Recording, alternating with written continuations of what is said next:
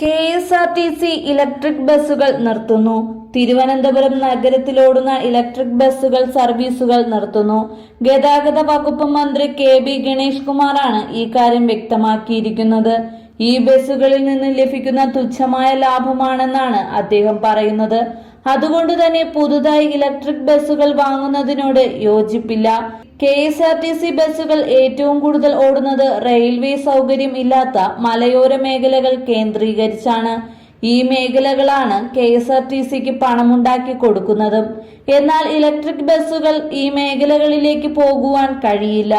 ഇത്തരം മേഖലകളിൽ സഞ്ചരിക്കുവാൻ ഈ ബസ്സുകൾക്ക് ബുദ്ധിമുട്ടാണെന്നും വ്യക്തമാക്കുന്നു. മിക്കവാറും ഇലക്ട്രിക് ബസ്സുകളിൽ ആളില്ല 10 രൂപ നിരക്കിലാണ് ബസ്സുകൾ ഓടുന്നത്.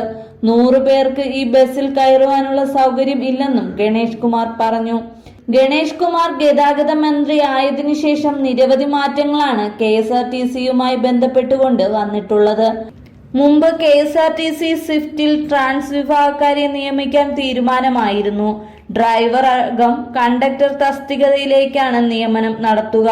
മുൻപ് തിരുവനന്തപുരത്തെ നഗര കാഴ്ചകൾ കാണാൻ ഇലക്ട്രിക് ഡബിൾ ഡെക്കർ ബസ് എത്തിയിരുന്നു. അതിഗംഭീരമായി രൂപകൽപ്പന ചെയ്ത ബസ് മുംബൈയിൽ നിന്നാണ് എത്തിയത്. സൗകര്യപ്രദമായ സിറ്റിംഗ് ആണ് ബസിന്റെ ഒരു പ്രത്യേകത. യാത്രക്കാർക്ക് TV കാണാം, പാട്ട് കേൾക്കാം. 5 ക്യാമറകൾ ബസ്സിനകത്തുണ്ട്. താഴത്തെ നിലയിൽ 30 സീറ്റുകളാണ് ഉള്ളത്. മുകളിലാകട്ടെ 35 സീറ്റുകളുമുണ്ട്. ബസിന്റെ മുൻപിലൂടെയും പിന്നിലൂടെയും കയറാൻ 2 വഴികളുണ്ട്.